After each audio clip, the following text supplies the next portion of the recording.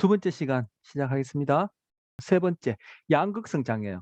양극성 장애는 아까 우울증, 우울 장애와 관련해서 얘기할 때 조증이 우울증하고 같이 따라다니는 경우다 얘기를 했었어요. 그래서 양극성 장애는 조증과 우울증이라는 양극단의 기분 변화를 보인다.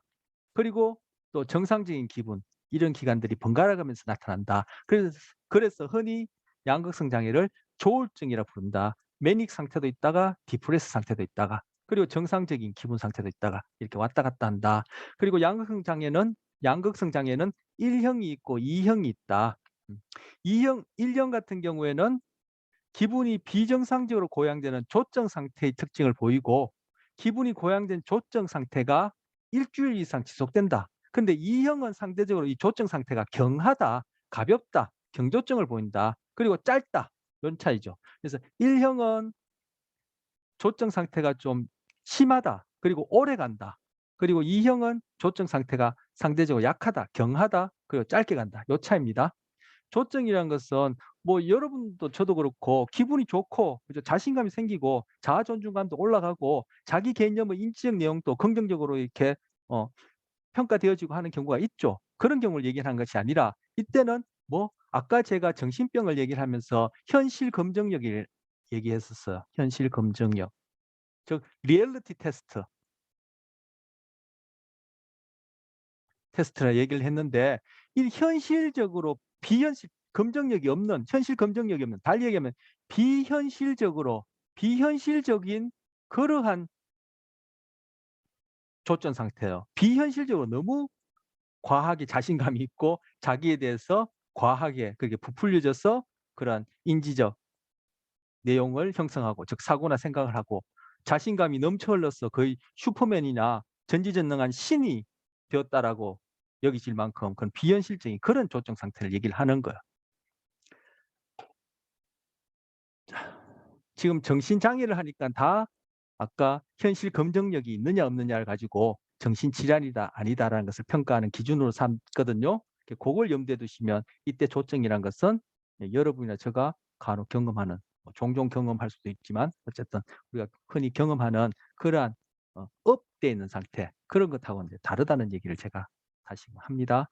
자, 그다음 이제 불안장애입니다. 지금 여기 네 번째 양극성 장애는 간단하게 그냥 그죠? 1형, 2형 그 정도로 양극성 장애 하나만 다루고 있고, 다섯 번째 불안장애요. 불안장애는 아까 첫째 시간에 좀 얘기를 했었죠. 불안장애, anxiety disorder, 극심한 공포와 불안, 그리고 이와 관련된 행동 양상을 지닌 다양한 증상들을 보인다. 불안 장애의 불안은 그 정도가 과하거나 발달상의 적정한 시기를 넘어서 지속된다. 자, 늘 불안하죠, 사람들은. 그리고 제가 불안을 얘기를 하면서 불안이라는 정서는 어떤 존재, 달리 하면 실존에 있어서의 핵심된 정서다. 그런 얘기를 제가 한 적이 있을 거예요. 예, 제 기억으로는 있습니다. 그런데 그것이 너무 과하다는 말이에요. 말 그대로 비현실적이다. 현실 검증력이 떨어진다. 다시 한번 반복하고. 그런데 발달상의 적정한 시기. 아까도 정신분석 얘기하면서 에릭슨의 C가 안 들어간다 했죠? 예. 에릭슨의 전생의 발달을 보면은 각 단계를 뭐라고 했냐면은 사회 심리적 갈등이다, 사회 심리적 위기다, 또는 사회 심리적 기회다. 뭐 이렇게도 얘기하고, 제가 표현하기는 즉 스트레스 상황에서 어떤 적응과 그것이 되어지지 않을 때 불안을 경험한다. 뭐 요건 제 표현이고, 교재는 요렇게 표현했어. 바로 이러한 각 발달 시기마다, 즉 우리가 살아가는 존재하는 그 동안에는 불안이라는 것이 항상 따라오게 되는데, 이거는 뭐예요? 그러한 발달 시기에 적응에 따른 그러한 정상적인 불안, 그 불안을 해결하기 위해서 우리는 또 적응을 하게 되는 것 아닙니까? 하나의 동기로서 작용하는 것인데, 적정한 시기에 적절한 불안이 아니라 그 시기를 넘어서 과도한 경우를 불안 장애라 붙인다는 거예요. 전혀 불안하지 않을 수 없습니다. 나는 전혀 불안하지 않겠다면은 제가 뭐 어떻게 표현해야 될까요? 돌아가시면 됩니다. 그럼 전혀 불안하지 않아요. 그러니까 우리가 살아있는 동안 불안할 수밖에 없는데, 여기는 바로 현실 검증력이라는 그러한 기준을 가지고 다시금 얘기하면은 그 정도가 비정상적이다. 너무 과하고 그것이 적절한 시기나 그러한 적절한 정도를 넘어선 경우다 얘기합니다. 자, 발달 과정 중에 경험하는 정상적인 불안과는 다르다. 예. 그 안에 불안장애는 진짜 분리 불안장애가 있고 선택적 함구증이 있고 특정 공포증이 있고 범불안장애가 있고 사회불안장애가 있고 강박장애가 있고 예, 이렇게 있어요. 아까 강박장애도 좀 얘기하고 여기는 PTSD는 이제 빠져 있는데 아까 범불안장애도 언뜻 얘기했었죠. 그런데 여러분이 지금 언뜻 보시기도 그렇지만 앞서 봤던 네 종류의 그런 상위 카테고리 정신장애보다도 여기는 항목이 더 많아요. 바로 제가 얘기했던 그 이유예요. 불안이라는 것은 실존의 핵심된 정서다, 문제이기 때문에 이렇게 종류가 많고 이 정신장애 우리 아까가 아니라 앞선 시간에 봤던 DSM-5라는 그 매뉴얼, 그 진단, 통계 편람을 들춰보더라도 이 정신장애 중에는 불안장애가 가장 많은 프로포션을 차지해요. 자, 분리불안장애. 분리불안장애를 겪는 아동은 학년 전, 학령기 이상이 되었어도 적절한 단계에서 적절한 불안이 아니죠. 이런 것도 누구나 다 있어요. 그죠? 저도 어렴풋이 기억이 납니다만. 근데 그것이 이상이 되었어도, 즉 시기를 넘어서 과도하게 부모와 분리되는 것을 고통스러워하는 경우예요. 부모에게 사고가 날까 봐, 부모가 어떻게 될까 봐 그 걱정 때문에 더 큰 사회로 나아가지 못하는 거죠. 나가지 못하는 거죠. 학교에 가기 싫어하거나 거부하는 행동이 나타난다. 전 이거 읽어보니까 그 애착 형성과 관련해서 우리 앞서 발달 배울 때 애착 형성과 관련해서 그 안전 애착이 형성되지 않으면은 아이에게 있어서 부모가 어떤 안전지대, 제가 히말라야 산을 등반할 때 그 베이스 캠프 같은 역할을 하는 것이 부모와의 안전 애착 형성에서 나타나는 현상에 대해 얘기했는데 그것이 안 되어지면 이럴 수도 있겠다 이런 생각이 들어요. 그죠?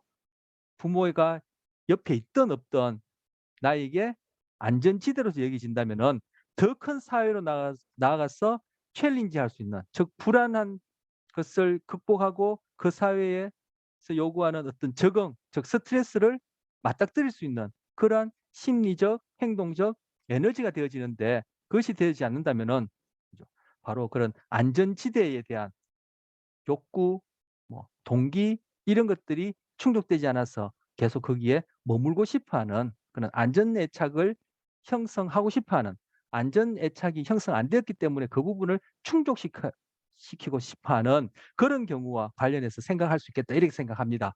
물론 분리불안 장애가 안전 애착 형성이 안 된 경우를 얘기한다 이렇게 얘기하는 건 아니에요. 교재도 없고 그런 얘기도 없지만 우리 배웠던 것과 관련해서 생각해 보자면은 그것과 같은 연결선상에서 한번 고려해 볼 수 있겠다라고 그렇게 제가 소개하는 겁니다.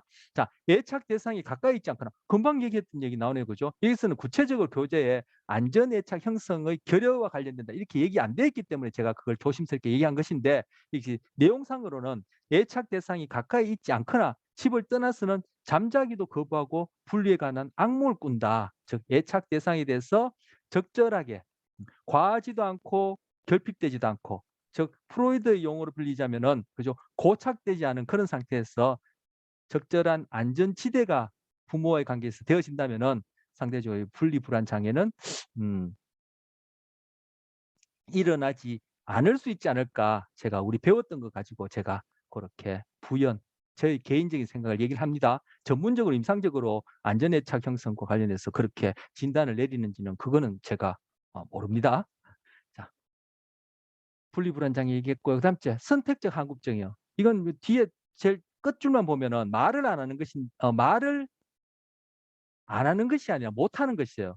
뭐냐면 특정한 상황에서는 말을 못하는 거예요.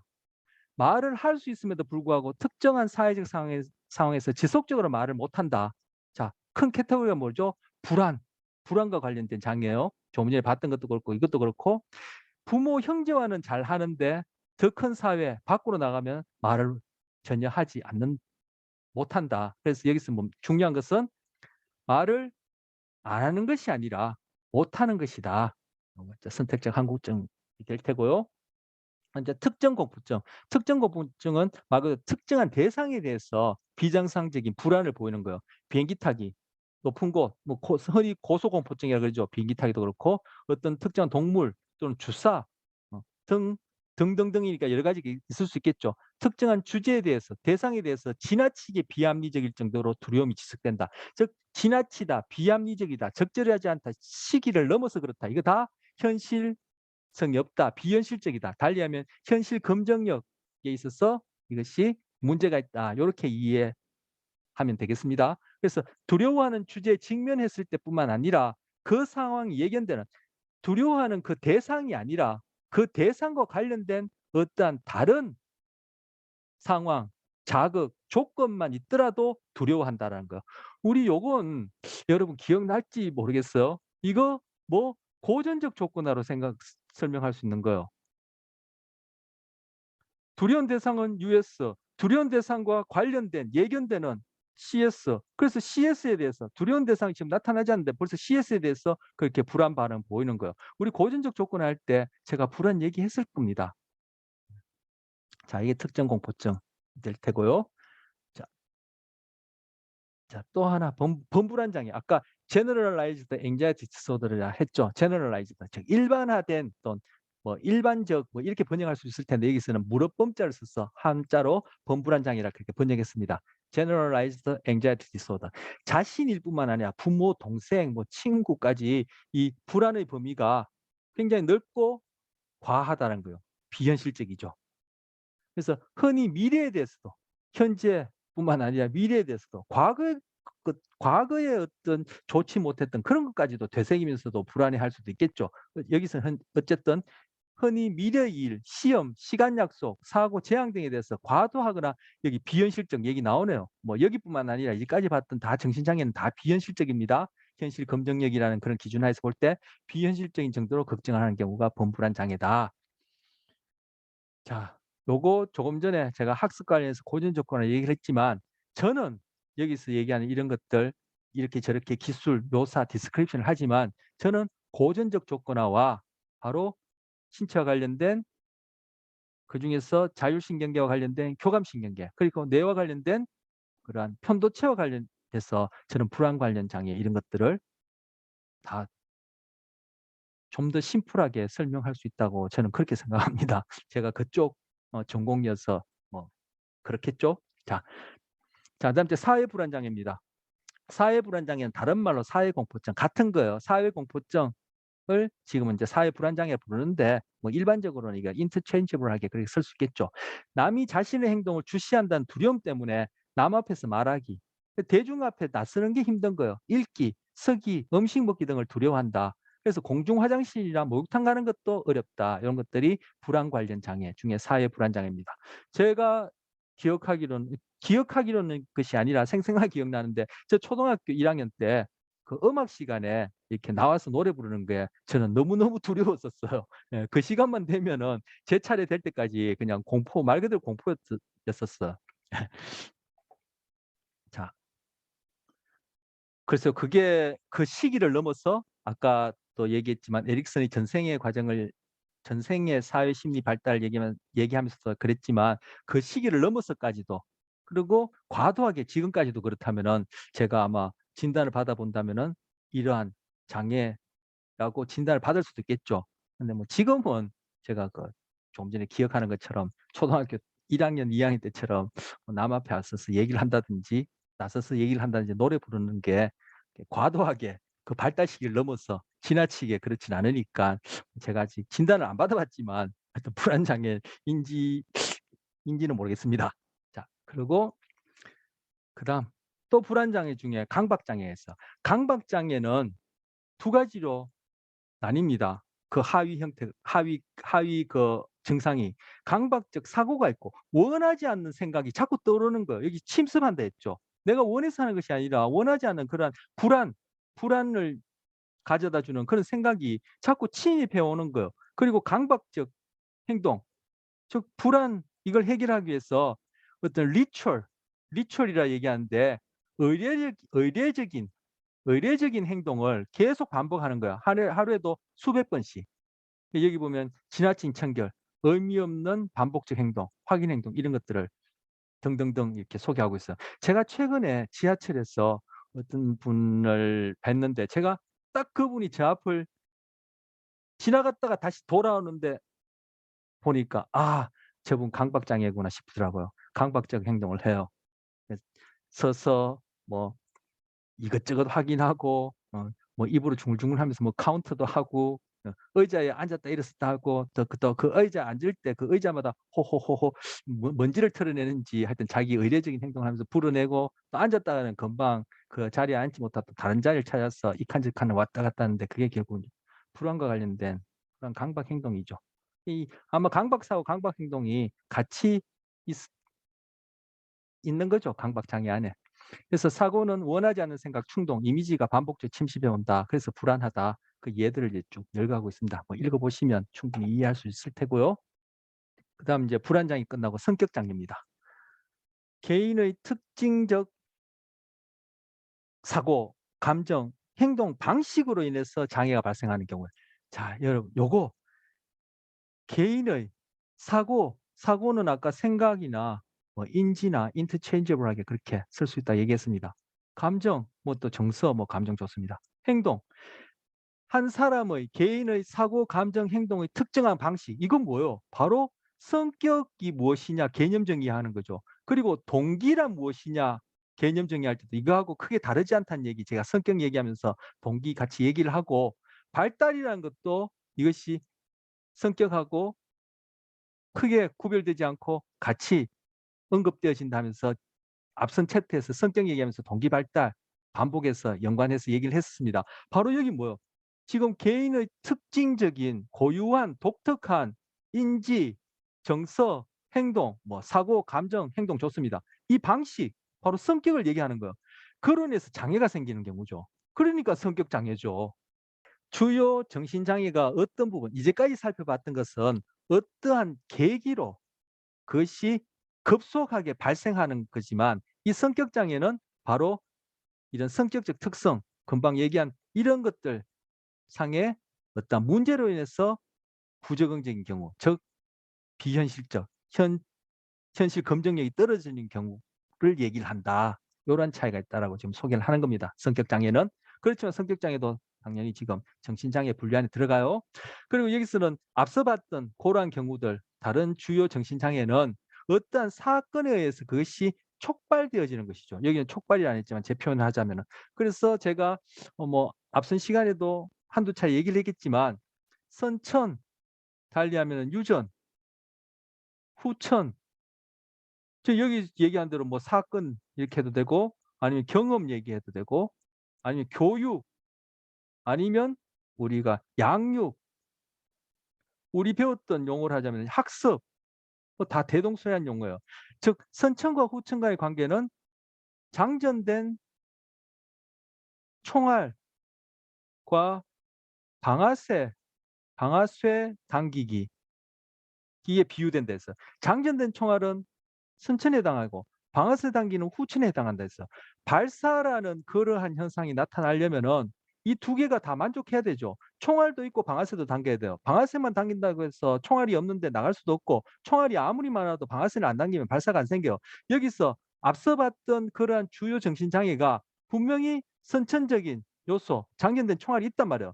하지만 그것이 한 번 또 당겨지는 그러한 부정적 사건이 없다면은 여기서 정신장애란 이름으로 어떤 특정한 분류 형태로 그런 정상 진단을 받지 않겠죠. 근데 바로 뭐요? 선천적 요소에다가 부정적 사기가 계기가 돼요. 즉 방아쇠가 당겨져서 그것이 급속하게 즉 촉발 나타난다. 그런데 이 성격 장애라는 것은 성격상의 특성으로 인해서 부정의적인 형태다. 요렇게 구별을 하고 있어요. 요런 차이가 있고. 자, 성격 장애 안에도 이제 종류가 여러 개 있습니다. 첫 번째 편집성 성격 장애가 있고 그다음 이제 반사회적 성격 장애. 반사회적 성격 장애 여러분 많이 들어보셨을 거예요. 요즘 워낙 매스컴에서 이런 것들이 많이 또 그죠? 그렇게 공론화되어지고 많이 접하죠. 그리고 강박성 성격 장애. 좀 전에 강박 장애를 봤는데 그 경우에는 불안 장애고 그것이 어떤 유전적 요소 플러스 후천적 경험으로 해서 촉발된 경우고 이 강박성 성격 장애는 성격 즉 그 개인의 독특한 사고, 감정, 행동상의 어떤 특징으로 인해서 나타나는 경우 이렇게 이제 구별할 수 있겠죠. 자, 편집성 성격 장애. 근거가 확실하지 않음에도 불구하고 남들이 자신을 착취하거나 속이고 있다고 의심하는 경우가 많다. 이런 경우. 그 사람이 왜 그런 사고를 하고 왜 그러한 정서, 감정을 가지고 왜 그렇게 행동하는지는 뭐 성격이란 이름 하에서 성격이 어떻게 발달해 왔는지 각각의 발달 단계마다 어떠한 유전적 요소, 장전된 총알과 어떠한 계기로 인해서 방아쇠 당기기로 인해서 그러한 사회적 적응 단계에서 스트레스와 불안을 어떻게 해결하는지 쭉 살펴본다면은 편집성 성격 장애를 또 구체적으로 해석, 분석해서 원인을 찾고 치료할 수 있겠죠. 자, 지금 하는 얘기는 교재 없는 얘기인데 제가 또 덧붙였습니다. 어쨌든 편집성 성격 장애는 이렇다. 그다음 제 반사회적 성격 장애. 이건 흔히가 아니라 익히 여러분 아실 거예요.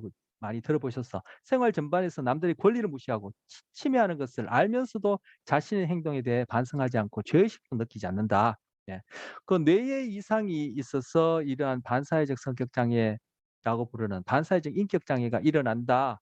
아까 뭐 그런 정신 장애에 있어서 생물학적 접근에 있어서는 유전적 요소와 그리고 뇌의 해부학적, 기능적, 그리고 생화학적 원인을 찾는다 했는데 반사적 인격 장애가 뇌의 특정 부위의 구조와 기능, 그리고 생화학적인 그런 변화가 있다라고 그렇게 이제 설명도 하고 그러한 자료들을 이제 우리가 찾아볼 수 있는데 그러한 경우에 제가 여기 우리 교재나 이 문장에는 없지만 읽어보면은 본인의 그 행동 자체에 대해서 그것이 어 이렇게 잘못되었다, 뭐 죄의식 이런 것 자체를 의식하지 못해요. 어. 우리가 뭐 다른 사람한테 속이기 위해서 거짓말하고도 철면피처럼 뻔뻔하게 군다. 이런 것이 아니라 자기 행동이 낳은 결과에 대해서 그것이 상대방에 끼치는 결과든 자기 자신에게 끼치는 결과든 그 자체가 어떤 의미를 가지는지를 이 사람들은 정상적으로 인식하지를 못해요. 그것이 이제 뇌의 그런 구조적 기능적 문제와 관련된다. 이렇게 이제 생각하고 있어요. 반사회적 성격 장애 관련해서는 제가 책을 소개했을 텐데, 예, 했을 텐데, 개로 길러진 아이라는 책이 있어요. 이게 민음인이라는 출판사에서 나온 건데, 이것 한번, 음, 어, 아동 발달, PTSD, 그다음에 금방 반사회적 인격 장애, 음, 그리고 선천과 후천이 어떻게 상호작용해서 발달이라는 것을 결정하게 되는지 이런 부분에 관심 있는 사람은 이 개로 길러진 아이라는 이 책 한번 음, 읽어보시기 바랍니다. 자, 강박성 성격 장애. 정리정돈을 지나칠 만큼 잘하고 완벽주의적이다. 대인관계에서도 마음의 통제를 많이 하기 때문에 융통성이 부족하고 흔히 얘기해서 꽉 막혔다 이렇게 얘기할 수 있겠죠. 물론 뭐 저처럼 꽉 막힌 사람 제가 장애인지 모르겠습니다만 이 경우에는 아까도 말씀드렸지만 비현실적이고 현실 검증력이 떨어지는 정도로 심한 경우를 얘기를 하는 거겠죠. 융통성이 부족하고 개방적이지 못하고 융통성 부족하다 개방적이지 못하다는 얘기를 우리 흔히 얘기할 때 뭐 꽉 막혔다 그죠? 뭐 이렇게 얘기할 수 있겠죠. 실수를 용납하지 못하는 특징을 보인다. 이런 걸 강박성 성격 장애랍니다. 이 다 여기서 얘기하는 거는 정신장애 진단을 통해서 그런 증상에 대해서 이렇게 장애란 이름이 붙여진 경우, 즉 비현실적, 현실 검증력이 결여된 경우를 얘기를 하는 겁니다. 우리 앞서 자아 정체감 형성과 관련해서 자아 정체감, 자아 정체성 유실이라고 해서 즉 사회나 부모로부터 주어진 그러한 기준이 자기인 양 그렇게 여겨지는 경우 얘기했었습니다. 그런데 부모나 사회로부터 주어지는 그것이 말 그대로 현실 검증력이 있으면 모르겠지만 비현실적, 즉 현실 검증력이 없는 그러한 기준이 나의 정체성으로 그렇게 주어진다면은 지금 이러한 증상을 낳을 수 있겠죠. 근데 그것이 장애라고 이름이 붙여질 만큼 심각하다면 강박성 성격 장애가 되겠죠. 종교란 이름으로 그렇게 가족에게 그런 기준이 주어져서 다양한 그런 사회 현상에 융통성과 개방적이 융통성이 부족하고 개방적이 못해서 적응하기 힘들고 결국 사회적 고립 그리고 사회적 활동이 좁아지면서 이렇게 정신적으로도 그렇고 심리적 행동적으로 틀에 박힌 그러한 경우를 뭐 드라마 같은 데서도 그렇고 주변에서 볼 수 있죠. 예. 그것이 인제 너무 지나치게 되면은 이러한 강박성 성격 장애라고 분류될 수 있겠죠. 물론 그런 경우에 유전적 요소도 반드시 고려해야 되겠죠, 장년된 총알도. 예. 제가 자아 정체감 유실이 생각나서 여기에 제 생각을 덧붙였습니다. 물론 교재에는 그런 얘기는 없습니다. 앞에 배운 것하고 연결해서 제가 얘기해 봤습니다. 자 이제 네 번째 상담 및 심리 치료입니다. 여기서 세 가지 소개하고 있는데 첫 번째가 마음 챙김을 기반으로 한 인지 치료예요. 그래서 Mindfulness Based Cognitive Therapy를 하는데 MBCT 뭐 줄임말 이렇게 부른답니다. 어쨌든 자 마음 챙김이 뭐냐? Mindfulness Meditation이라 들어봤습니까? 마음 챙김 명상이라 부르는데 여기서는 마음 챙김 자체가 뭐냐? 의도적으로 바로 현재 여기서 일어난 일에 주의 집중하는 거예요. 우리 앞서 작업 기억에 있어서 주된 기능이 주의 기능이라 했는데 제가 이것저것 읽어보고 정리하고 이해한 바로는 바로 작업 기억의 기능을 증폭시킨다, 기능을 증강시킨다. 이것이 마음 챙김에서 지금 여기서 주의 집중하는 것과 관련된다고 저는 그렇게 이해하고 있어요. 의도를 가지고 지금 현재 과거에 머물지도 않고 미래를 머물러서 불안, 근심 걱정하는 것이 아니라 지금 현재 일어난 일에 비판단적으로 그에 대해서 좋다, 나쁘다 이런 판단을 하게 되면 당연히 우리 거기에 대해서는 그죠? 불안, 스트레스가 따라오고 또 뭐 그것이 긍정적이다 여겨지면은 욕심, 집착을 할 수밖에 없는데 그러한 태도 없이 온전히 그대로 주의 집중하는 거예요. 여러분 공부할 때도 이렇게 할 수 있으면 더 효율적이겠죠. 어. 불안해하기보다는 현재 바로 지금 우리 수업 시간 지금 현재 여러분이 온전히 주의 집중하면은 그 바로 마음 챙김을 하고 있고 마음 챙김 명상을 훈련하고 있는 거예요. 바로 이러한 것을 기반으로 이것이 이제 시달타가 한 병상이라고 그래요. 제가 알기로는 마인드풀니스 메디테이션이. 근데 이 마인드풀니스 메디테이션이 시달타가 처음 창안한 것이 아니라 만들어낸 것이 아니라 힌두교의 전통에 마인드풀니스 메디테이션이 있다라고 저는 듣고 그렇게 알고 있어요. 그거 이제 시달타가 이렇게 주된 명상법으로 사용했다라고 저는 읽어본 적이 있는데 어쨌든 그러한 것을 기반으로 해서 바로 심리학, 의학 그리고 뇌과학 여기 신경생리학이 했는데 결국 뇌과학과 관련된 것이죠. 그것을 접목해서 바로 인지치료, 우리의 소위 도식, 우리 앞에서 도식이라는 거 배웠었죠. 성격할 때. 그런 도식을 바꾸는 거예요. 이러한 것이 일반인들이 스트레스란 부적응적 정서. 자, 제가 매 시간 정서 나올 때마다 강조하지만 여기 또 정서 얘기 나왔어. 아까 정서가 어떠냐에 따라 동기가 같이 따라다니는데 동기가 결정되어지고 정서가 어떠냐에 따라 결국 인지 내용이 결정된다 했어. 제가 좀 전에 인지치료가 뭐랬죠? 달리 얘기하면 우리가 배웠던 도식을 바꾼다고 그랬어요. 나와 세상을 이해하는 방식을 바꾼다는 거. 바로 인지 내용을 바꾸는 거예요. 근데 그 토대가 뭐죠? 바로 정서를 바꾸는 거예요. 그래서 일반인들이 스트레스로 인한 부정적 정서, 스트레스로 인한 부정적 정서는 뭐예요? 바로 불안을 얘기하는 거죠. 스트레스로 인한 불안, 그리고 불안은 반드시 신체 증상을 동반한다겠죠. 신체 증상을 경감시키는 데 효과가 있고 물론 일반인뿐만 아니라 임상 장면에서 이제까지 살펴본 그러한 정신 장애에서도 이것이 효과가 있다는 것이 밝혀졌다는 거예요. 그래서 마음 챙김 훈련을 통해서 인지의 재구조화, 재표현을 하자면 우리가 배웠던 용어로 하자면 도식을 다시 구성하는 거예요. 이것이 심리 치료의 목표다. 이 프로그램의 목표다라는 거예요.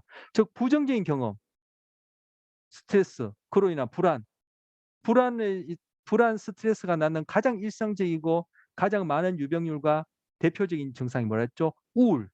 지금 우울 증상을 치료한다는 거예요.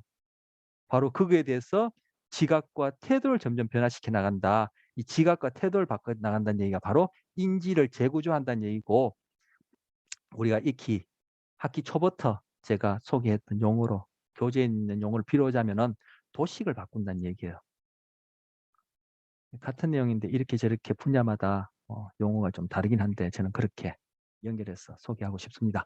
자, 그다음 두 번째 변정법적 행동치료요. 인지행동치료의 원리 선불교. 불교에는 선불교 또는 선종이란 것이 있고 교학불교 또는 교종이란 것이 있어요.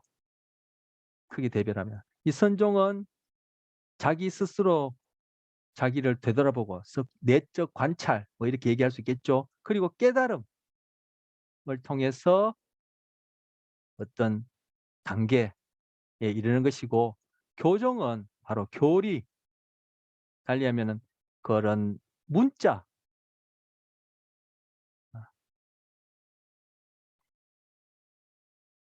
문자를 통해서 그렇게 어떤 수준 깨달음의 수준에 이르는 거예요. 여기서는 선종에서는 불림 문자라 해서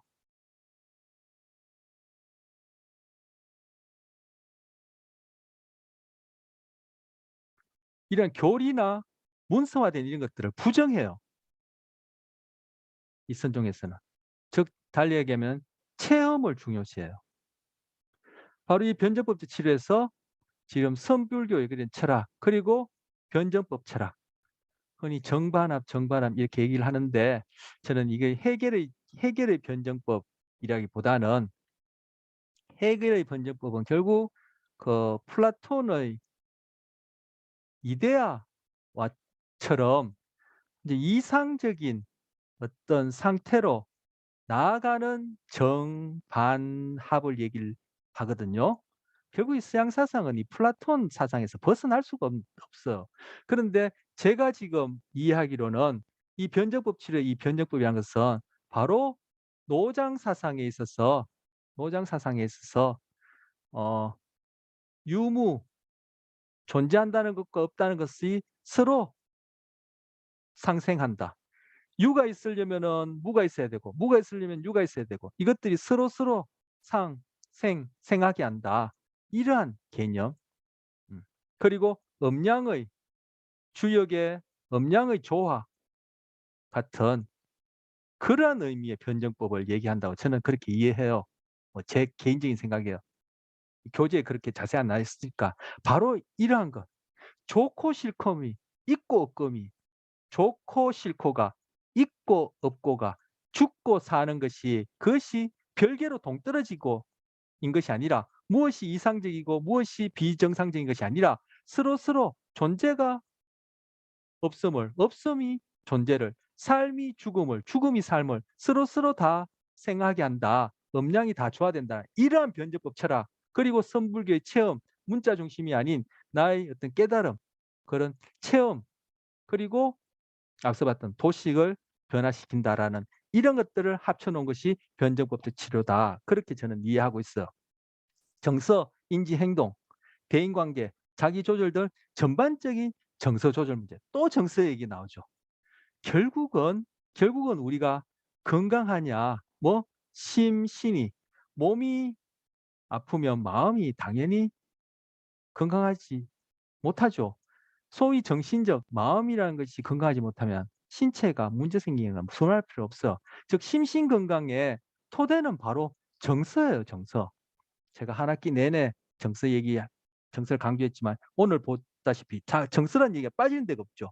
그래서 바로 이 정서 조절 문제의 완화에 초점 맞추고 있고 궁극적으로는 살만한 삶이다.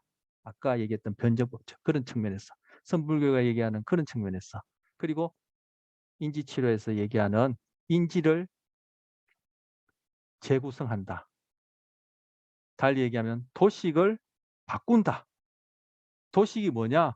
나와 세상을 보는 그러한 눈, 도식을 우리 그때 성격과 관련해서 336쪽에 보시면 도식은 세상에 대한 자신에 대한 지식과 이론이다. 이렇게 얘기를 했어. 바로 그걸 바꾼다라는 거예요. 요걸 합쳐놓은 것이 변적법적 행동치료 이렇게 얘기를 합니다. 그렇게 바뀌면 내가 지금 처한 here and now 아까 앞서 그 마인드풀니스 메디테이션을 베이스로 한 인지 치료에서도 here and now 지금 내가 처한 이 상황 살만해 이렇게 치료하는 것을 목표로 삼는다는 거. 자, 그다음 수용 전념 치료. acceptance 이게 수용이고 and 그리고 commitment 이것이 이제 전념, 헌신 이런 뜻인데 이게 전념 그리고 테라피 해서 act라 불러요. 자, 마음 챙김은 아까 마인드풀니스 메디테이션에서 봤죠? 마인드풀니스 마음 챙김. 바로 현재 지금 나의 심신이 온전히 지금 일어나는 일에 집중한다. 여러분 수업도 그렇게 하면 좋겠다는 얘기 했었어. 그렇게 하면은 따로 마인드풀니스 메디테이션 해도 좋고 안 하더라도 그거 자체가 여러분이 수업을 들으면서도 내가 마인드풀니스 메디테이션을 훈련하고 있다. 그렇게 생각할 수 있고 또 실제 그렇습니다. 자, 아까 얘기했던 마인드풀니스 메디테이션 포함 수용 내가 지금 처한 상황을 뭐 비판 없이 그대로 받아들이는 거예요. 아까 마인드풀니스 메디테이션 마음 챙기면 무엇이다? 비판 없이 즉 무비판적으로 현재 일어나는 일 그대로 집중한다 했죠. 이 수용이 바로 무비판적인 걸 얘기를 하는 거예요. 거기서 뭐 있는 거를 올인한다. 달리 이게 뭐요? 주의 집중한다. 비슷비슷한 얘기죠. 그리고 행동 변화를 통해서 개인의 심리적 유연성을 증가시키는 것이 이 치료의 방법이고 목적이다. 사람들은 자신의 삶에서 겪는 심리적 고통이 비정상적이어 간주하여 내가 겪는 고통이 비정상적이라고 왜 그렇게 생각하죠? 실제적으로 비정상적일 수도 있지만 이것이 말 그대로 비현실적으로 그것을 내가 그렇게 생각한다면은 인지적 구조, 즉 달리하면 도식이 잘못된 거예요. 도식은 아까 뭐 세상과 나를 달아보는 이론이고 하나의 해석 방법이었어. 이게 잘못된 거예요. 이걸 고치는 거예요. 고치지 않으면은 계속 그런 생각에서 나는 어떻게 해요? 도피, 즉 도망가는 삶을 살아요. 공부하는 게 힘들죠. 저도 힘들었고 저도 힘들 때도 있고 지금 공부뿐만 아니라 여러분은 뭐 저보다는 그래도 생활이 좀 범위가 다양성이 약간 적고 조금 좁으려 생각해요. 왜? 여러분 지금 결혼해서 처자식이랄까 뭐 어떤 가족의 범위가 넓지 않잖아요. 근데 저는 그래도 여러분보다는 그죠? 이미 벌어진 일이라 그런 걸 겪고 있단 말이에요. 그러면 제가 살면서 여러분 못지않게 여러분만큼 그렇게 심리적 고통도 저도 겪고 있는 중이죠. 하지만 그것이 도식이 잘못되었어. 아까 얘기했던 그런 세계를 보는 세계관, 나를 보는 세계관이 현실 검증력이 떨어지는 비현실적인 그런 도식을 갖고 있다면은 나는 늘 도망갈 수밖에 없어요. 공부하는 게 힘들죠. 도식이 잘못되면 도망갈 수밖에 없어요. 근데 이거 어떻게든 해결하고 싶어요. 어떻게 해요? 부정행위라도 해야죠. 공부하는 게 힘들어요. 도망가고 싶어요. 어떻게 해요? 자퇴해야죠. 직장 다니는데 힘들어요. 도식이 잘못됐어요. 고통이란 것이 당연하고 누구나 겪는 것이고 그에 대해서 내 나름대로 나에 처한 고통을 내가 어떻게 해석하고 건강하게 적응해야 될지 그러한 건강한 도식이 없고 비정상적인 도식을 갖고 있어. 어떻게 해요? 직장 사표 내야죠. 그러면 사는 동안이 늘 도망가는 인생이에요.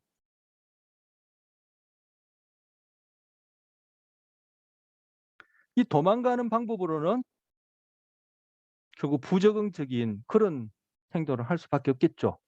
훔치든지 뭐 그죠? 죽이든지 속이든지 빼앗든지 사기를 치든지 그럴 수밖에 없겠죠. 그래서 일시적으로 그때그때 그 고통 문제를 줄이려고 하나 이거는 끝도 없는 일이에요. 이 과정은 심리적 불안을 불편감을 계속 증폭시킬 뿐이지 근본적인 대체 방법이 안 돼요. 그래서 임시 방편 수단으로서 오히려 개인은 자신의 경험에 대해서 더 경직되고 잘못된 도식을 점점 형성해 갈 수밖에 없어요. 그래서 바로 아까 마인드풀니스 마음챙김처럼 지금 처한 그 상황에 여린 주의 집중하고 이 도식을 건강한 도식으로 바꿔간다면은 건강한 도식으로 바꿔가는 방법은 여러 가지 있겠지만 바로 여러분 학생이니까 바로 다양한 공부를 정말 공부답게 한다면은 그것이 세계를 보는 눈, 자기를 보는 눈이 바뀌어 나가는 과정이에요. 그렇게 된다면은 이렇게 우리 삶의 고통, 불안, 스트레스는 없을 수 없으니까 아까 제가 우스갯소리 아닌 우스갯소리로 죽으면 불안 안 해질 수 있다고 했으니까 그런 경우가 아니라면은 이러한 심리적 고통, 스트레스, 불안은 누구나 다 있는 거니까 여기에 대해서 내가 좀 더 건강하게 적응해 나갈 수 있는 도식과 그러한 방법을 찾게 되겠죠. 어떻게? 바로 여러분 지금 공부하는 게 여러분 직업이니까 공부를 어떻게 하느냐. 늘 이렇게 회피하듯이 도망가듯이 하느냐 아니면 내가 근본적으로 건강한 그러한 삶의 방식으로서 하나의 과정으로서 공부를 하느냐. 그거 다 관련된다고 저는 그렇게 생각해요. 여러분이 학생이니까 제가 얘기를 하는 겁니다. 학생이 아니라면 제가 또 다른 식으로 접근하겠죠. 자, 이렇게 해서 3 가지 상담 심리 치료 받고요. 자, 세 번째 시간 이제 11장 예, 사회와 문화 살펴보기로 하겠습니다.